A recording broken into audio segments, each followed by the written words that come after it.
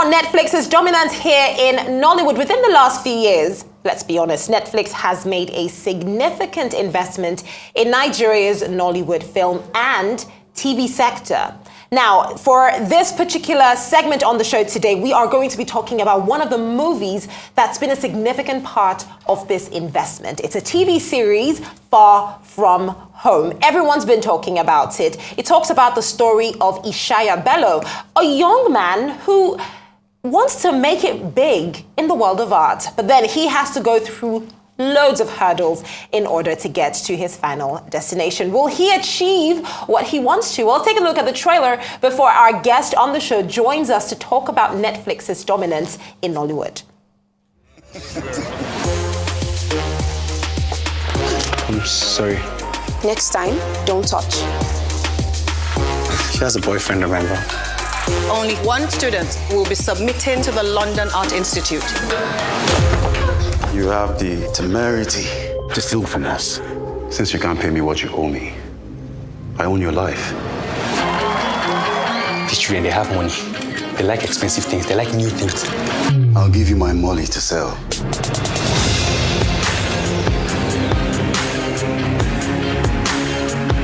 If I beg, you are destroying your life to follow your dream. Well, joining us on the show right now to discuss one of the most sought-after TV shows here in Nigeria, Onyeka Nwelue.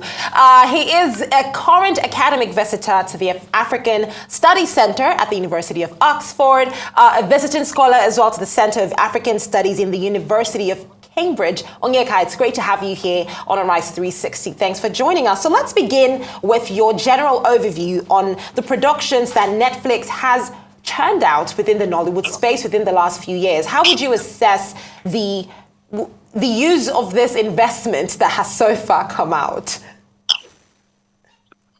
Thank you very much for having me. But before I start, I would like to have a moment of silence for Madam Peace Anyamusigwe, African Movie Academy Awards founder.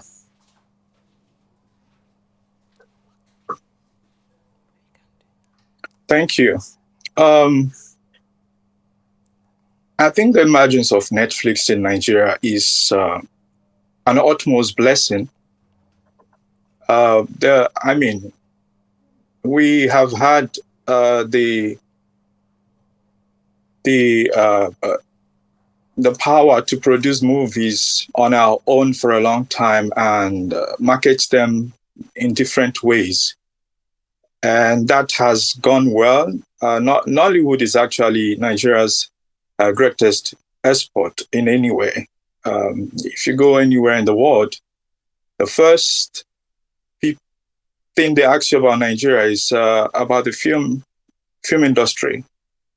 And I have been a part of the industry for a while. In fact, it was Peace who sent me to study film directing at Prague Film School in Czech Republic. And I worked with Amma for a while.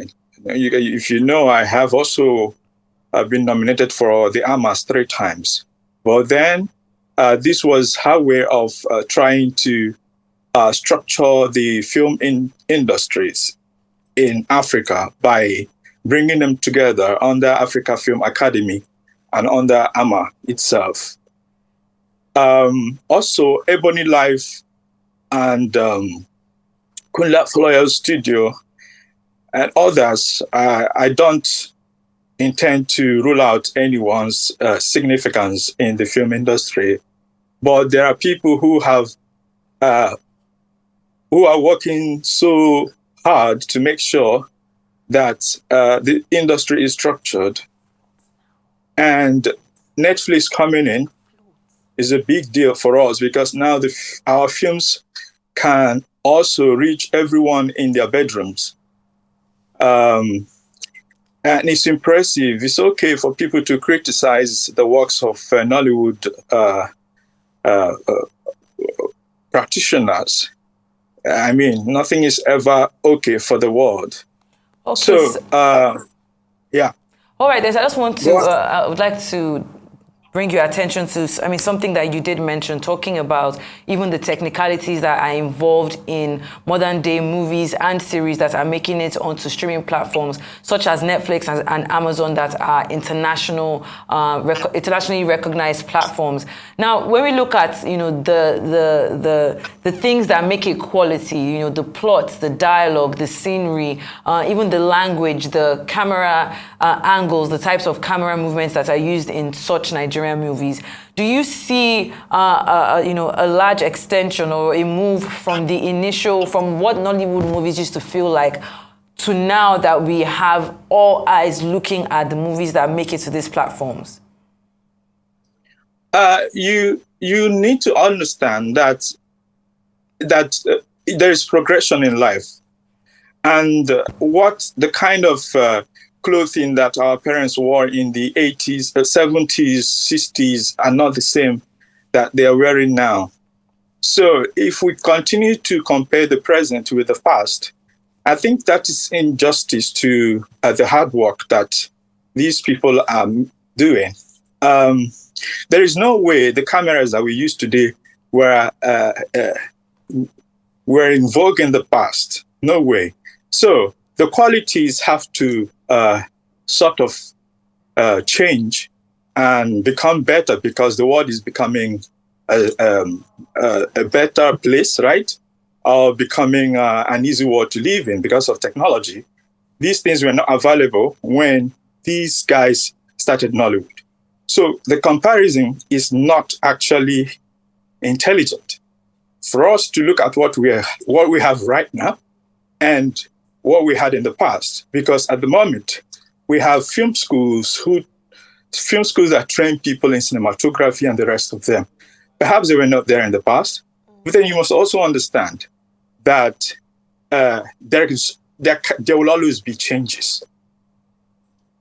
There definitely will always be changes, and I mean that's one thing that is constant with life. So now, just with the influx of more of our movies on these platforms, Amazon Prime, Netflix, we're also seeing a lot of new faces within the Nollywood space. Now, case in point, which I would like to use to ask this question, will be Far From Home, the new Netflix series that just came out in the year 2022. There were loads of new faces in there, familiar faces as well, but we saw an opportunity for newer people to shine on that particular show. We have loads of stories to tell. Do you feel like we're getting to the point where we are starting to maybe retell our old stories, but in a more nuanced way, in a way that fits into what the film industry globally demands right now? Yeah, I thank you. That was a very brilliant question. I always say that there is no original story. Far From Home, I enjoyed it so much that I had to even tweet at some of the actors to appreciate what they have done. There are also many other Nigerians who are of the opinion that the story is taken from this series and that series. And I say, look, life is never monolith anywhere in the world. I mean, experiences can be the same. I have read some books, seen some films that have sort of channeled the kind of life that I've lived. In fact, speaking about the new faces, all my films, my first Igbo language film, every actor in it was a first-timer, except maybe Harry B. and Yawo. But I've always believed that it's important to use new faces for films. I was teaching at Royal Arts Academy in Nigeria, and that was also where I found the lead actor in my biopic of Emeka Ojukwu.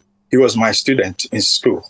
So I think more directors should focus on new faces so that these people can also have a life.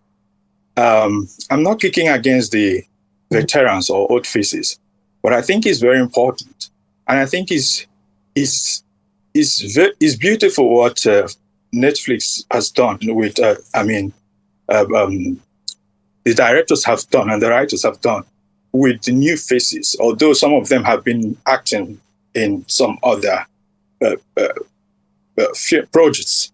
But I think it's important to use new faces for this way, you're able to grow new talents and project them to the world. All right, then very quickly before we let you go, we have spoken, the first question we did highlight on, Nollywood of old and Nollywood of new. How do we stay true to our stories, as it were, very shortly in about 30 seconds? I'm not sure I have the recipe for that. So I think every director has the autonomy or the monopoly or whatever power they have over their creative process. I think we should just keep telling stories, no matter where we think they come from, because there is nothing like an African story. Definitely. There isn't. Thank you so much for joining us today on Arise 360.